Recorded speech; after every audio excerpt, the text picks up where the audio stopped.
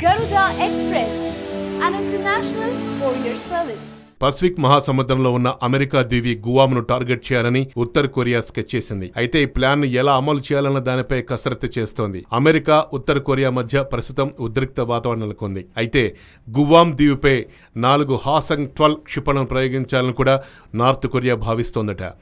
Japan సముద్ర జలాల మీదుగా వాటిని ప్రయోగించాలని కూడా ఉత్తర కొరియా ప్రణాళికను సిద్ధం చేస్తున్నట్లు తెలుస్తోంది అంటున్నారు. మిసైళ్ల దాడికి సంబంధించి కొరియా కమాండర్ తుది ప్లాన్ కూడా రచించేశారట.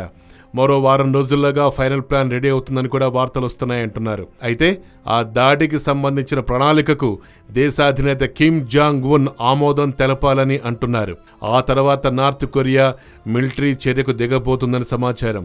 హాసంగ్-12 మిసైళ్లు గువామ్ దీవికి 30 నుంచి 40 కిలోమీటర్ల దూరంలో ఉన్న సముద్ర జలాల్లో పడతాయని అంచనా వేస్తున్నారు.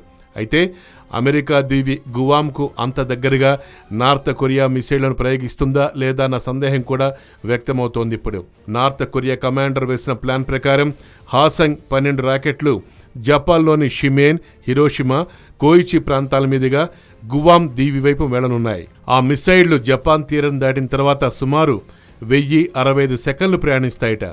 ఈ నెల మధ్యలోనే ఈ దాడికి సంబంధించిన ప్లాన్కు ఆమోదం వస్తుందని నార్త్ కొరియా మిలిటరీ భావిస్తున్నట్లుగా సమాచారం.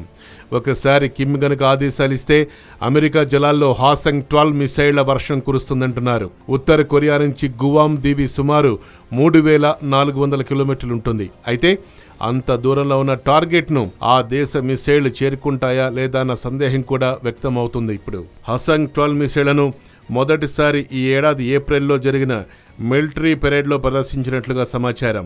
ఇది ఇంటర్మీడియట్ రేంజ్ బాలిస్టిక్ క్షిపణి కావటం కూడా మరో విశేషం అంటున్నారు. హాసంగ్ క్షిపణి దాదాపు 3700 కిలోమీటర్ల దూరం ప్రయాణిస్తుందట. వీటిని మొబైల్ లాంచర్లతో ఫైర్ చేస్తారట.